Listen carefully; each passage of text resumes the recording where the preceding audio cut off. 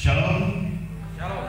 Selamat siang Bapak Ibu. Ada kembali pada siang hari ini mendengarkan firman Tuhan yang akan disampaikan oleh Bapaknya Kepala Sidang kita, Pendeta Elia. Mari kita berdoa. Bapa di surga, kami mau mendengarkan firman-Mu. Berbicaralah, sebab kami siap untuk menikmati berkat. Dalam nama Yesus kami berdoa. Amin. Shalom. Tuhan, Bapak Ibu dan saudara-saudara, pada hari ini di minggu pertama di bulan Februari kita menggumuli tema pelayanan kita, yaitu koinonia. Koinonia berbicara tentang persekutuan atau ibadah. Ada 3 fungsi gereja yang seringkali kita pahami atau kita mengerti, yaitu koinonia, yaitu bersekutu. Ada fungsi yang kedua, yaitu diakonia. Diakonia melayani. Jadi semua jemaat bersekutu, semua jemaat melayani. Ada fungsi yang ketiga, yaitu fungsi marturia. Marturia bisa juga disebut dalam bahasa Latin kerigma atau pemberitaan Injil. Jadi kita sebagai gereja harus terlibat dalam 3 fungsi gereja. Tapi di dalam Gereja Baptis Indonesia ini ada yang menarik di dalam Gereja Baptis Indonesia. Jadi bukan saja 3 misi atau fungsi gereja yang familiar, tetapi di dalam Gereja Baptis Indonesia itu menampakkan untuk semakin mempertajam 3 fungsi gereja itu, yaitu ada yang disebut dengan yang keempat ya. Yang keempat itu dia hampir dekat dengan koinonia, disebut dengan fellowship. Fellowship itu lebih kepada bersekutu di dalam kekeluargaan. Bersekutu di dalam kekeluargaan. Dan memang benar Bapak Ibu dan saudara-saudara bahwa bergereja bukan sekedar kita datang hari Minggu menikmati persekutuan atau menikmati ibadah-ibadah tengah minggu, bukan hanya sekedar itu. Tapi bersekutu itu adalah berkeluarga. Jadi berkeluarga itu ya berfellowship.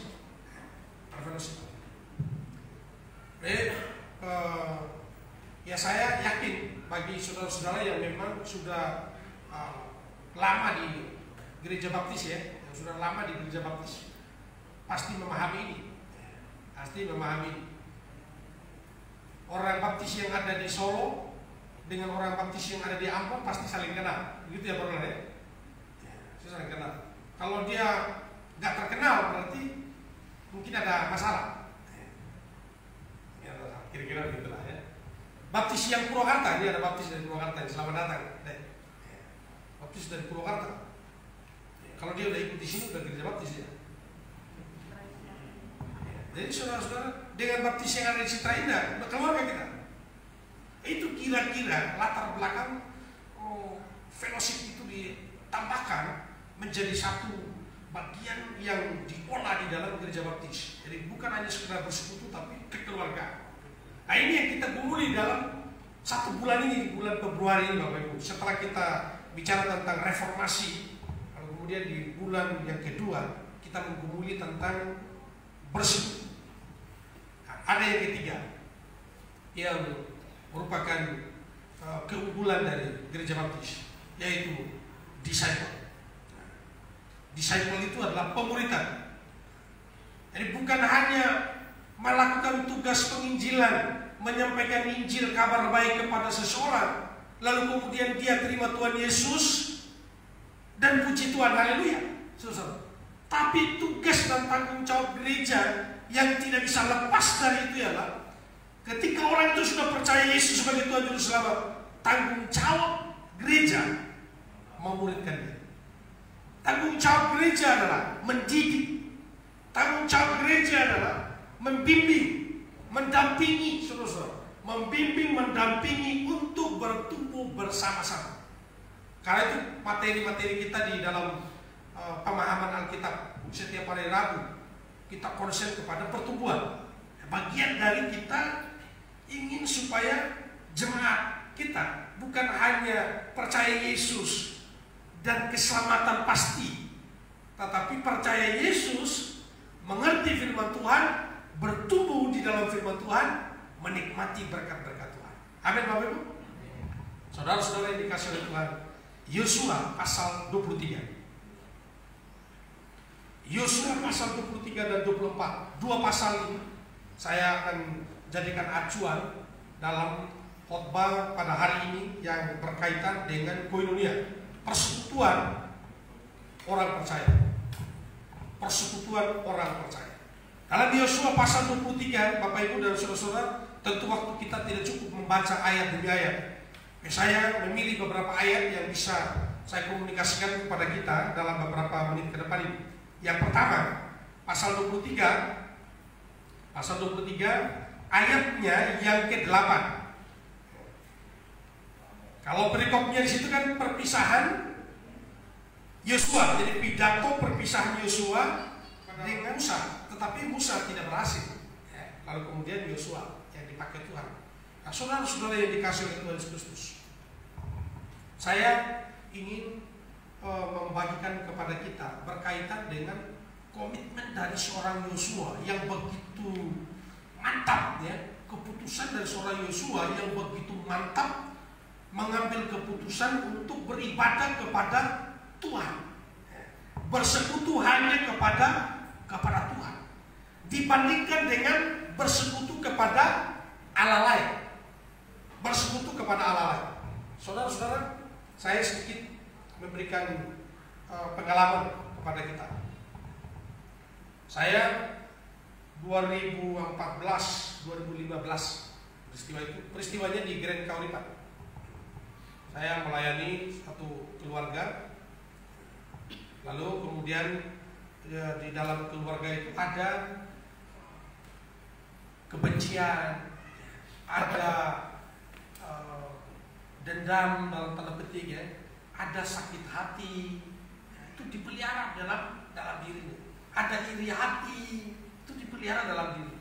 Saudara-saudara, lalu dia juga punya usaha.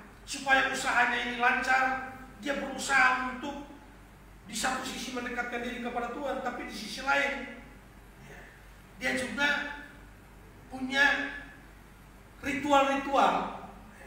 Misalnya, dia menurut informasi dari keluarganya bahwa beberapa kali dia mengambil ayam putih. Kemudian di kamarnya itu dia sembelih ayam putih.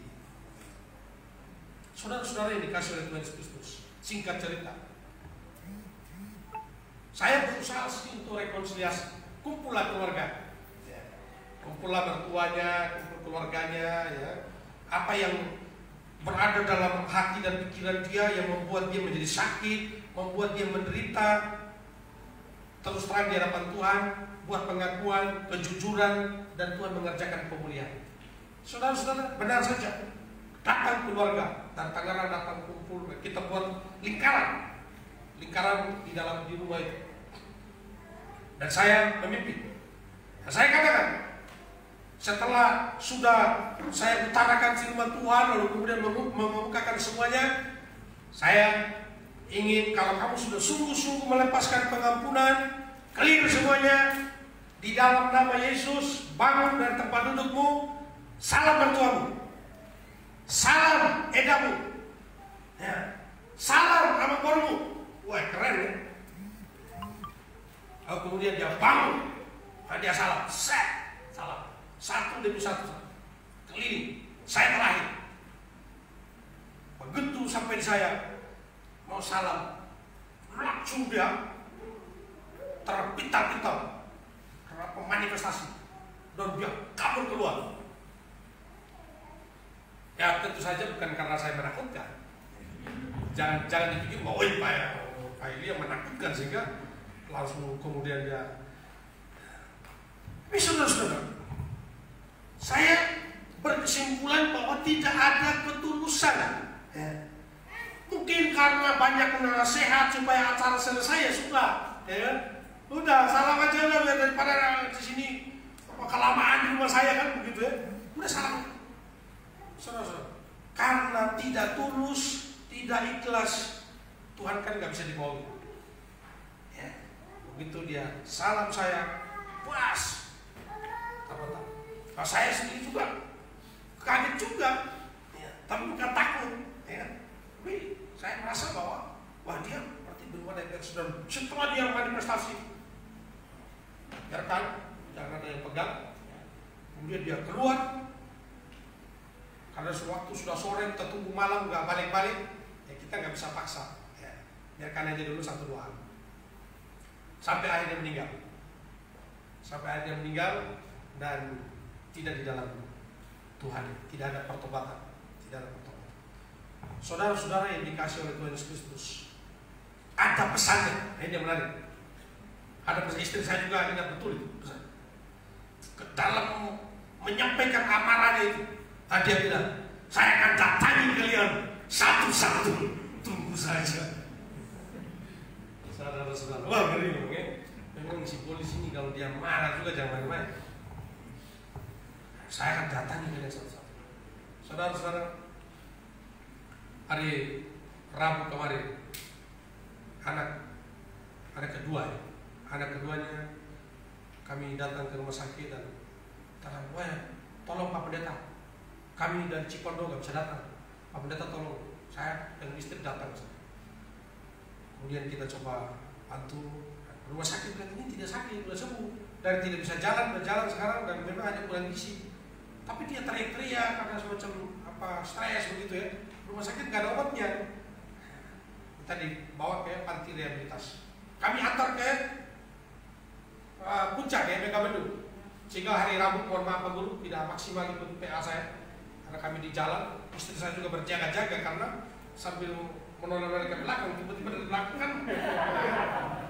Ya.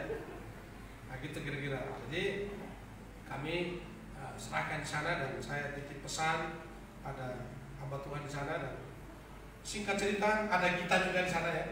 Kami masih di tol dari telepon. Om, puji Tuhan, aku udah makan. Wah, kasih obat, wah senang. Teman-teman pas kabar sudah, wah luar biasa ya. Hari Kamis, hari Jumat kemarin, jam 5, tiba-tiba situasinya berbeda. Saya dapat telepon jam 7. Jam 7 saya khotbah di Gunadarma. Khotbah live. Zoom ya. Saya ditelepon. Dari Purwokerto, telepon semua dibikin video call ya, beberapa orang. Saya nggak bisa karena saya pimpin ibadah, tidak bisa ganggu karena ibadah itu dipimpin oleh saya juga. Gitu. Lalu kemudian saya tidak bisa menerima telepon. Tapi ceritanya begini. Jam 5 mengalami gangguan seperti galak gulita. Dan dia bilang kepada Kak Gita, kan dia kenal Gita juga. Kak Gita, mama saya datang tadi kan. Ngeri ya. Genap juga yang bilang saya nanti saya ambil satu-satu. Tak baca. Mama saya datang tadi kata, mama saya bilang tutup mata. Tutup mata. Dia udah masuk ke dalam diri saya katanya. Dia udah masuk ke dalam diri saya. Wah, doa, hamba Tuhan doa. Jam 7.25 meninggal. Saudara-saudara yang dikasih oleh Tuhan, saya mengatakan dari cerita ini bahwa Allah dunia ini juga, ilah dunia ini juga punya kuasa. Nah, Yosua tantang kepada orang-orang di Sikem itu dan dia bilang, saudara-saudara, aku panggil semua kalian pemimpin-pemimpin. Hari ini kita mesti ambil keputusan mau beribadah kepada Tuhan atau mau beribadah kepada Allah yang merupakan Allah nenek moyang bangsa Israel, yaitu ayahnya Abraham, Terah, saudara-saudara, di seberang sungai Efrat. Saudara-saudara, ini penting sekali keputusan ini, saudara-saudara, untuk diambil. Dan Yosua menantang bangsa Israel. Yang menarik adalah ketika Yosua memberikan pilihan ini, kalau baca baik-baik ayat pasal 23, Yosua membawa pemikiran bangsa Israel bahwa satu, Allah dari seberang sungai Efrat, Allahnya Tera tadi, Allah nenek moyang, dia punya keterbatasan. Tapi Allah Abraham yang memanggil Abraham keluar, saudara-saudara, dari keluarganya dan pergi ke daerah yang ditunjukkan Tuhan kepadanya, adalah Allah yang bisa dipercaya, saudara-saudara. Allah yang bisa diandalkan dan Allah yang sungguh-sungguh membuktikan pemeliharaannya. Terus dinamis, saudara-saudara. Yosua juga memberikan contoh Musa, saudara-saudara. Waktu Musa dipakai Tuhan untuk membebaskan bangsa Israel yang ditawan, yang diperbudak oleh Firaun. Soal lagi-lagi Yosua memberitahu kepada mereka, Tuhan Allah Abraham beda dengan Allah ayahnya Abraham, saudara-saudara. Allah Musa, dia membebaskan bangsa Israel keluar dari Mesir. Saudara-saudara yang dikasih oleh Tuhan, saya melihat ini. Untuk mengambil keputusan perlu bagi saya dan saudara-saudara menoleh ke belakang. Sekarang saya mau tanya, saudara, apakah kalau kita ada hari ini, atau mas saya bisa ketemu dengan Ibu Regina yang cakap nih, orang Batak lagi. Apa karena mas saya ganteng banget? Mungkin mas agama ini karena aku udah Tuhan doang. Atau mungkin tanya Pak Jun depan mas agama. Bisa ketemu Mama Sino. Mama Sino juga lihat dulu nggak suka sama Pak Jun. Itu kesaksiannya gitu.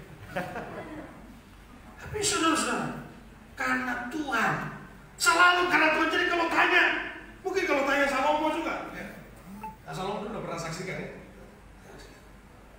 Kalau tanya di antara kita, atau yang baru-baru ini aja lah, tanya Matias. Kau bisa mau dengan tulis, namanya nggak habis pikir. Saudara-saudara, kalau dia berdoa tutup mata dan berkata ini dari Tuhan,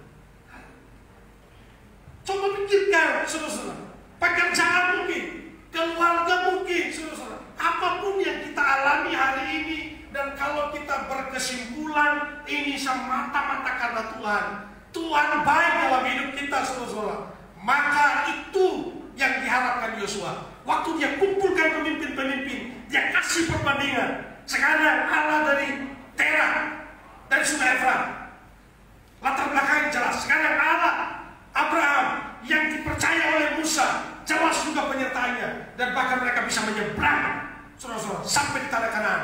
Jelas sekali. Sekarang pilih, saudara-saudara. Sekarang mau pilih Allah nenek moyangmu atau pilih Allah Abraham yang kepadanya hari ini kita beribadah. Saya melihat yang pertama adalah keputusan kita itu dilatar belakangi oleh pengetahuan, saudara-saudara, yang clear. Jadi bukan ikut arus. Saya setuju dengan penulis Roma. Dia bilang iman timbul dari pendengaran. Pendengaran akan. Oh iya. Jadi kalau hari ini kita menjadi Kristen, ini bukan karena ikut arus. Kalau hari ini kita percaya Yesus sebagai Tuhan Juru Selamat, ini bukan ikut arus. Saudara, karena orang tua Kristen, saya juga Kristen. Kita percaya Yesus sebagai Tuhan Juru Selamat karena kita mengerti betul Dia terbukti dalam hidup kita. Amin, Bapak. Iya, saudara. Jadi inilah yang melatar belakangi kalau Yosua menantang mereka, putuskan hari ini, kamu mau beribadah kepada Tuhan Allah Israel atau kepada Allah nenek moyang orang Amori atau dari seberang sungai Efrat. Saudara-saudara yang dikasih oleh Tuhan, menarik sekali keputusan dari bangsa Israel. Keputusannya apa?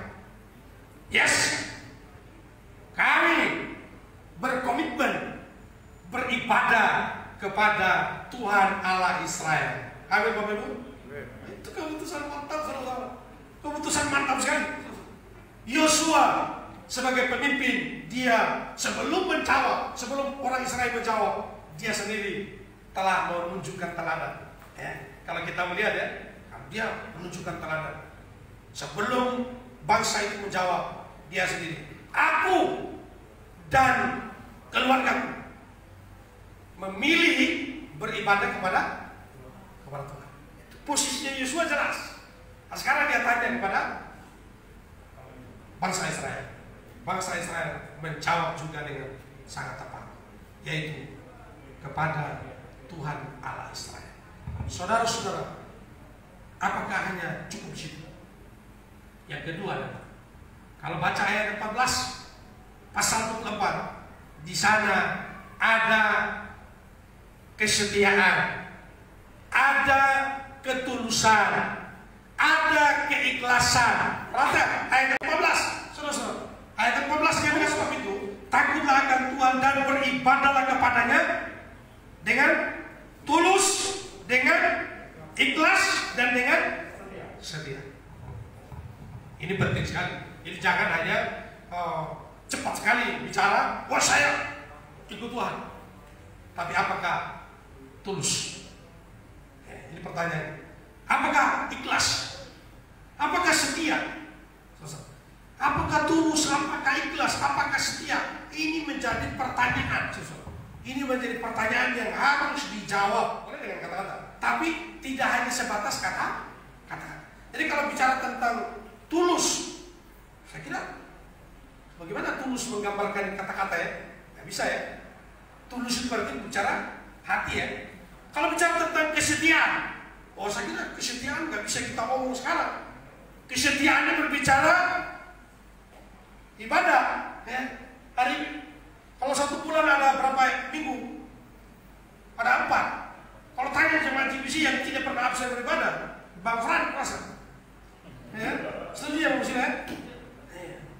Bukan karena Bang Fran tugas terus depan, bukan.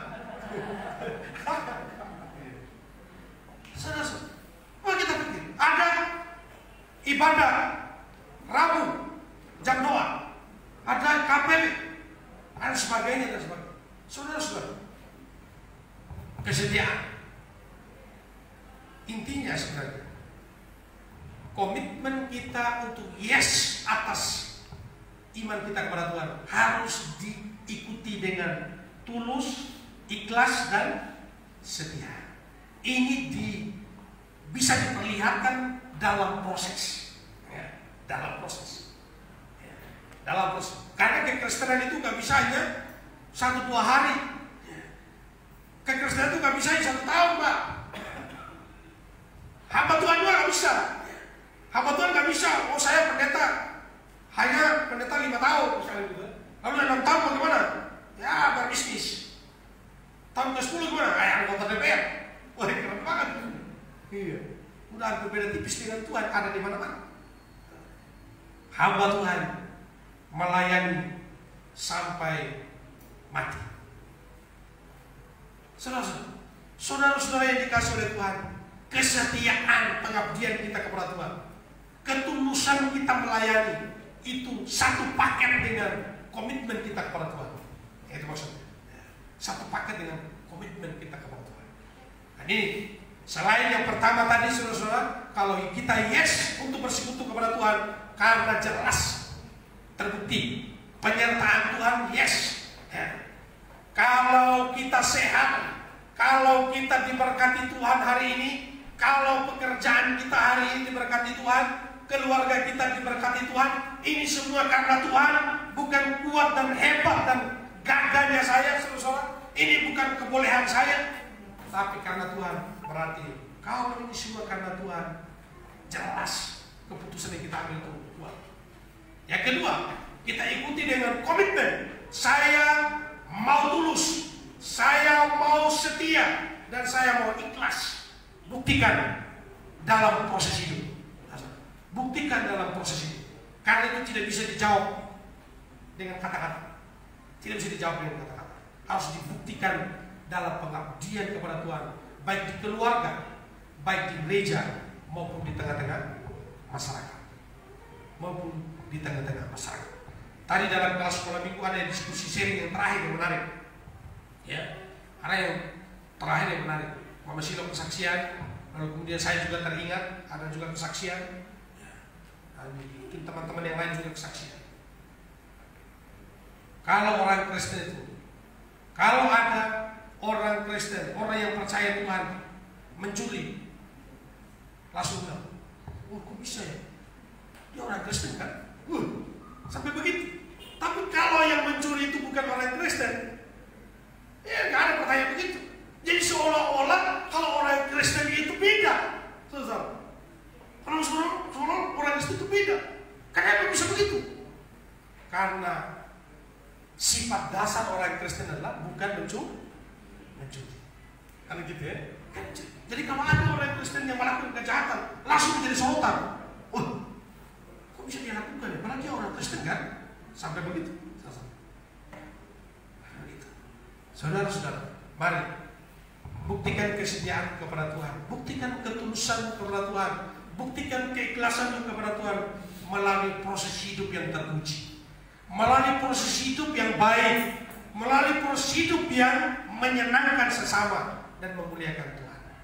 Dan yang menarik terakhir, saudara-saudara, komitmen orang Israel apakah sampai mantap? Tentu tidak. Masuk pada kitab Hakim-Hakim, bangsa Israel ternyata hanya omong. Bangsa Israel hanya omong doang. Pak Yosua ingatkan mesti setia, mesti tulus, mesti ikhlas. Kalau tidak setia, kalau tidak tulus, kalau tidak ikhlas, sudah dibilang ada konsekuensinya. Saksi waktu ambil keputusan siapa? Ini bukan PA ya. Ada dua saksi. Yes. Ada dua saksi. Saksi yang pertama adalah kamu sendiri. Kata Alkitab ya. Saksinya siapa? Kata Yosua, kamu sendiri. Saksi. Yang kedua saksinya apa? Batu perjanjian. Ayat lain. Ada batu perjanjian yang dibuat di Sikem itu sebagai saksi bahwa kamu komitmen kepada Tuhan, tidak akan menyimpang. Dan ketika perjalanan bangsa Israel menyimpang, dalam kitab Hakim-Hakim, kalau ada pemimpinnya, mereka dekat kepada Tuhan. Tidak ada pemimpin, mereka tidak dekat kepada Tuhan. Tapi Tuhan, saudara-saudara, kalau ada yang salah, ada konsekuensi. Tuhan menghukum mereka, Tuhan menghajar mereka, Tuhan mendisiplin mereka. Tuhan mengizinkan hal-hal buruk bagi bangsa Israel. Dan ini menjadi pelajaran bagi kita. Kalau kita sudah berkata, yes Tuhan, saya mau setia, saya mau tulus, jangan main-main dengan keputusan itu. Setia kepada Tuhan. Amin. Sebab kalau tidak setia, ada konsekuensi logis. Ada konsekuensi logis. Karena itu Bapak Ibu dan saudara-saudara, jangan juga berkata begini, wah, daripada saya jawab sekarang setia, nanti tiba-tiba saya tidak setia, bahaya ini, ada konsekuensinya. Lebih buruk lagi kalau tidak mau komitmen setia. Lebih buruk lagi. Seperti contoh di awal tadi.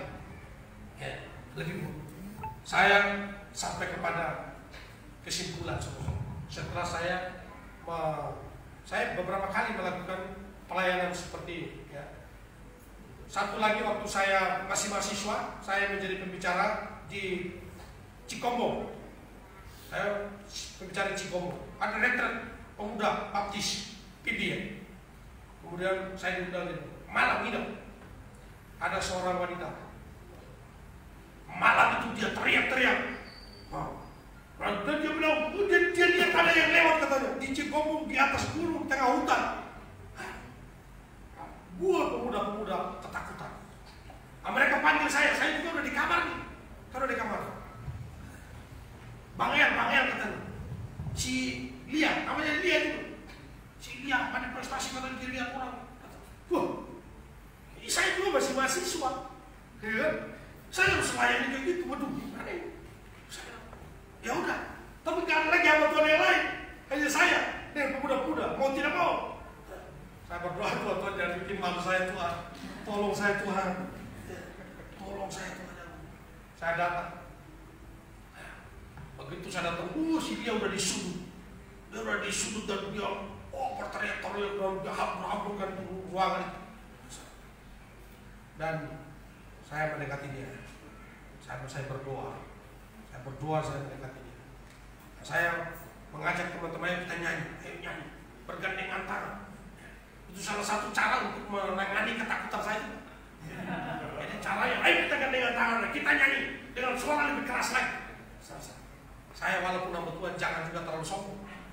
Bisa saya tangani, jangan juga. Kita bernyanyi hanya mengandalkan percaya Tuhan, percaya Tuhan. Dan setelah sampai kepada tekad yang sangat mantap itu, dan saya bilang, dalam nama Yesus keluar engkau. Dan dia malam itu juga ikut ibadah bersama dengan kami. Karena pengalaman saya saudara, banyak waktu di Gelap 5 juga ada seorang namanya Grace, Ibu Grace, istrinya, suaminya namanya Soleman. Orang Sumba lagi suami.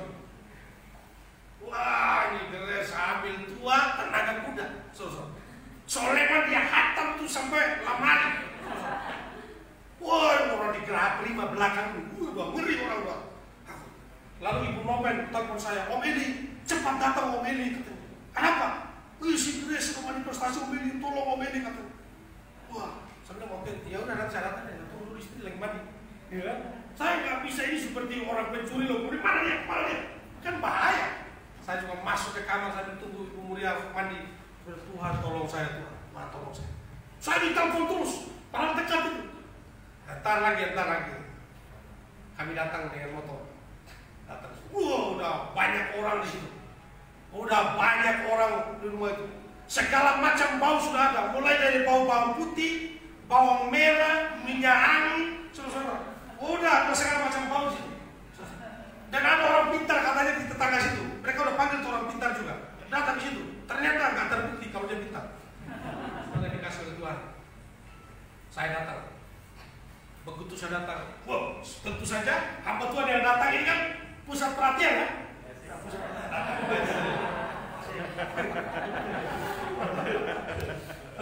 Saya juga datang. Ya. Mungkin Mama Sadik tadinya dia agak rapat dengan saya, tak tahu ini pas mau masuk rumah agak jauh dia. Dia udah nggak ada lagi, tinggal saya yang maju sendiri. Tapi saya harus maju. Pintu sudah ditutup, tidak ada yang berani buka pintu. Saya mesti ambil keputusan. Kalau saya juga tidak berani buka pintu, apa kata orang kan? Apa kata orang? Ya Tuhan tolong saya Tuhan. Apapun resikonya Tuhan saya terima. Jangan bikin malu saya Tuhan. Udah. Begitu saya sampai rumah itu, saya masuk. Yang percaya di dalam orang lihat dan jendela melihat masuk. Gimana ini? Jangan-jangan dibanting juga ini kan? Begitu saya buka pintu, saya tatap si Grace. Langsung saya ingat, pernah ada pengalaman saya dengan Pak Hadiaja. Pendeta Hadiaja ini, lagi-lagi Pak Hadiaja ini selalu ada pengalaman. Pak Hasul katanya orang Padang, kerasukan di gunung. Pasar itu, yuk kita ke sana. Saya belum dia, dibonceng dengan motor, lari. Karena masih mahasiswa belum ada pengalaman. Sampai di sana, orang-orang di bawah pohon rambutan. Orang semua lihat. Pak Hadiaja dia datang dari jauh dan dia bilang, Hasul! Tatap mata saya dan sebut dalam nama Yesus. 3 kali aja Pak Hadiaja, Hasul langsung berdiri. Begitu saya buka pintu Gelap 5, saya ingat pengalaman itu.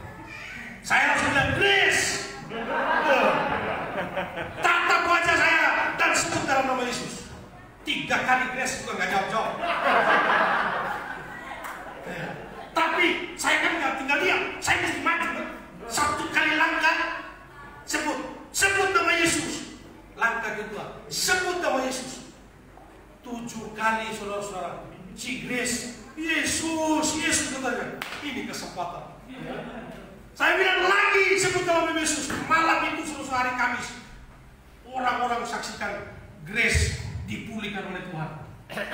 Grace dipulihkan. Itu pengalaman. Saya mau bilang, setelah saya sudah layani dan saya tanya mereka ada apa, memikirkan tentang ekonomi, memikirkan bagaimana persoalan. Saya selalu ada latar belakang. Dengan latar belakang itu membuat mereka tergerogoti dan iblis dengan mudah mengendalikan mereka. Kembali lagi saudara, kalau kita percaya hanya kepada Tuhan, maka Tuhan yang mengendalikan untuk kebaikan.